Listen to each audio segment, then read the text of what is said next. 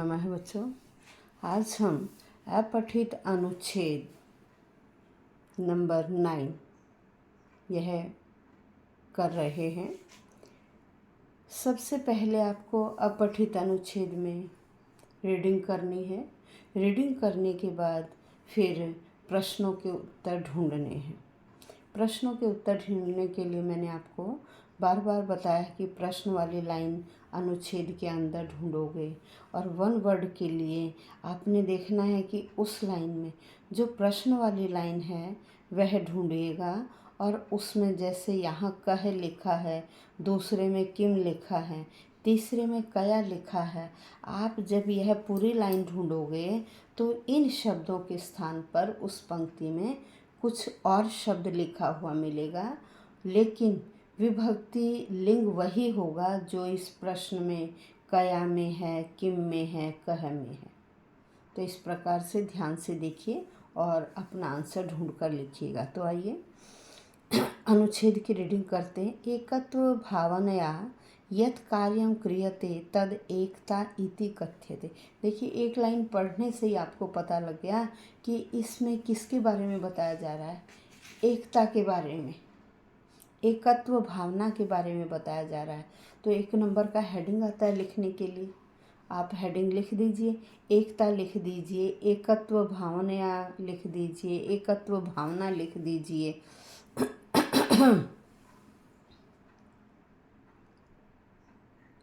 एकतया मानवः बलवान् भवति, एकतया समाजः राष्ट्रं जगत् च उन्नतिपथम् आरोहति। अद्यत्वे तु संसारे एकतायाः अतीव आवश्यकता वर्तते। यस्मिन् देशे एकतायाः अभावो भवति सः देशस्य स्वकीयां स्वतन्त्रतां रक्षितुं नैव शक्नोति। अस्माकम् अपि देशः एकतायाः अभावात् चिरं परतन्त्रः आसीत्, परं यदा भारते एकत्वभावना समुत्पन्ना तदा भारतं स्वातन्त्र्यम् अलभत। एकतायाः प्रभावः जडवस्तुषु अपि दृश्यते। जलबिन्दवः सम्मिल्य नदीरूपं धारयन्ति, क्षुद्रतन्तवः अपि मिलित्वा यदा रज्जुरूपं धारयन्ति तदा ते बलशालिनं गजमपि नियन्त्रितुं समर्थाः भवन्ति। यदा अस्माकं विचाराः, मनांसि गमनं, भाषणं, सङ्कल्पश्च एकत्वभावनया परिपूर्णाः भवन्ति तदा न किमपि असाध्यं भवति। संसारस्य प्राचीनतमे ग्रन्थे ऋग्वेदे अयमेव सन्देशः संगच्छध्वं संवदध्वं इत्यादि मंत्रेण मानव कल्याणाय प्रदत्ता है। तो आइए अब प्रश्नोत्तर करते हैं। एकतया कः बलवानः भवति। अब देखिए, ये लाइन रहा, एकतया मानवः बलवान भवति। कह के स्थान पर क्या लिखा है, यहाँ मानव है। तो आपने क्या आंसर लिखा, मानव है। क्षुद्र तंतवः मिलित्वा किम रूपम धारयन्ति। अब हम ये लाइन ढूंढेंगे, ये रहा, क्षुद्र तंतवः अपि मिलित्वा यदा रज्जु रूपम धारयन्ति।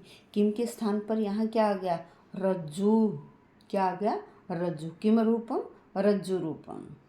नेक्स्ट, कया समाज है राष्ट्रम च उन्नति पथम आरोहति।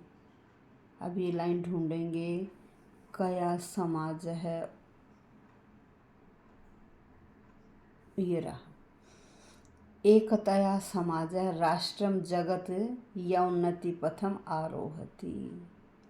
तो क्या आ गया, कया के स्थान पर एकतया। वन वर्ड आंसर क्या है आपका, एकतया। अब नेक्स्ट देखिए, कह एकतायाः अभावत् चिरं परतंत्रः आसीत्। अब यहाँ ढूंढिए, कौन एकता के अभाव से बहुत समय तक परतंत्र रहा। ये लाइन रही, अस्माकम् अपि देशः एकतायाः अभावात् चिरं परतंत्रः आसीत्। तो क्या आंसर आ गया, अस्माकम् अपि देशः है। अब नेक्स्ट देखिए, के सम्मिल्य नदी रूपम धारयन्ति। के सम्मिल्य नदी रूपम धारयन्ति। अब यहाँ आइए, ये लाइन रहा, जल बिंदवः सम्मिल्य नदी रूपम धारयन्ति। तो के स्थान पर क्या आंसर है? जल बिंदवः है। अब नेक्स्ट आइए, एक वाक्य, भारतम कदा स्वातंत्र्यम अलभत। कदा स्वातंत्र्यम अलभत। अब लाइन ढूंढेंगे कहाँ क्या है। अब ये देखिए रहा, भारते एकत्व भावना समुत्पन्ना तदा भारतम स्वातंत्र्यम अलभत। नेक्स्ट, कदा किमपि असाध्यम न भवति। अब ये लाइन ढूंढेंगे, देखिए ये रहा, यदा अस्माकं विचाराः मनसि गमनं भाषणं संकल्पश्च एकत्वभावनया परिपूर्णाः भवन्ति तदा न किमपि असाध्यम भवति। अब नेक्स्ट प्रश्न है आपका, संसारस्य प्राचीनतमे ग्रंथे कः संदेशः प्रदत्तः। अब आइए यहाँ देखिए, ये लास्ट लाइन रहा, संसारस्य प्राचीनतमे ग्रंथे ऋग्वेदे अयमेव संदेशः संगच्छध्वं संवदध्वम् इत्यादि मंत्रेण मानव कल्याणाय प्रदत्तः। आपने प्रश्न वाली लाइन ढूंढी और पूरी पंक्ति लिखी, क्योंकि पूर्ण वाक्य में ही आपको आंसर देना है। अब चलिए नेक्स्ट, अस्य अनुच्छेदस्य शीर्षकम। भाई शीर्षक मैंने आपको बताया, आप अनुच्छेद पढ़ोगे, पहली दूसरी तीसरी लाइन पढ़ते ही आपको ये पता लग जाएगा कि इस अनुच्छेद का हेडिंग क्या है। आपने अनुच्छेद पढ़ा, सारे में एकता एकत्व भावना के बारे में बता रखा है, तो आप एकता लिख सकते हैं, एकत्व भावना लिख सकते हैं, या एकत्व भावनायाः आवश्यकता लिख सकते हैं। इनमें से कोई भी हेडिंग लिख सकते हैं। अब देखिए, दुर्बलः इत्यस्य विपर्य पदम अनुच्छेदात् चित्वा। अब हमें अनुच्छेद से दुर्बल का विपरीत शब्द ढूंढ कर लिखना है। दुर्बल का होगा बलवान, तो देखिए पहली ही लाइन में ये लिखा हुआ बलवान। दुर्बल होता है कमज़ोर और बलवान होता है शक्तिशाली, तो यहाँ ये वर्ड दिया गया बलवान। नेक्स्ट, प्राचीनतमे ग्रंथे अनयोः विशेषण। भाई ये इन्वर्टेड कॉमा में है, अनयोः का मतलब होता है इन दोनों में से। विशेषण कौन है? तो कौन है विशेषण? प्राचीनतमे।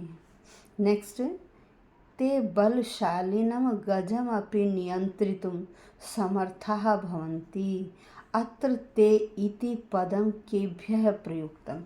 इस प्रकार के प्रश्नों का उत्तर लिखने के लिए आपको पहले अनुच्छेद में पहुंचना और यह पूरी लाइन ढूंढना है कि यह लाइन कहाँ है। अब हम अनुच्छेद पर चलते हैं। लाइन थी हमारी, ते बलशालिनं गजम अपि नियंत्रितुं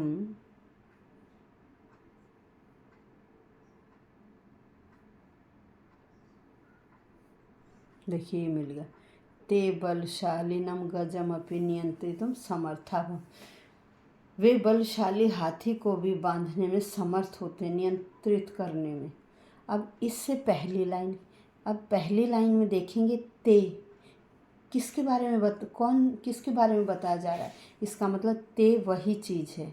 अब इससे पहली लाइन क्या है, शूद्र तंतवः अपि मिलित्वा यदा रज्जु रूपम धारयन्ति। छोटे छोटे जो धागे हैं वही मिलकर जब रस्सी का रूप ले लेते हैं तो वह बलशाली हाथी को भी नियंत्रित कर सकते। वे कौन हुआ? शूद्र तंतवः। छोटे छोटे धागे के ऋषि जब उनको इकट्ठा कर दिया जाता है तो क्या आया? ते किसके लिए आया? शूद्र तंतवः। क्लियर हो गया बच्चों? शूद्र तंतवः। अब नेक्स्ट प्रश्न देखिए, तदा भारतम स्वातंत्र्यम अलभत। अत्र क्रियापदम, इस वाक्य में हमें क्रिया देखना। क्रिया कौन होता है? धातु के जिस लकार का प्रयोग किया गया है, वाक्य के अंत में आप देखिए धातु का प्रयोग, फिर उसमें किस लकार का प्रयोग किया गया। यदि वहाँ धातु में कतय प्रत्यय, तव्यत प्रत्यय, अनियर प्रत्यय का प्रयोग है और वह एंड में ही लिखा हुआ है, तो वह भी आपकी क्रिया है। धातु के किसी भी लकार का रूप वाक्य के अंत में है तो वह आपकी क्रिया है। तो यहाँ क्या है? अलभत, लब धातु है, लंग लकार है, प्राप्त किया, तो यह आपका क्रिया है। समझ में आ गया होगा बच्चों? धन्यवाद।